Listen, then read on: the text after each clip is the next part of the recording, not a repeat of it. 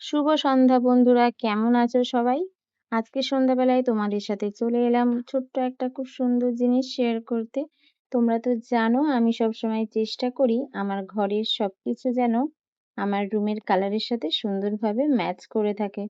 তো আজকে ফাইনালি নিয়ে নিয়েছিলাম মিশো থেকে একটা বেডশিট, আর দেখো ওটা চলেও এসেছে।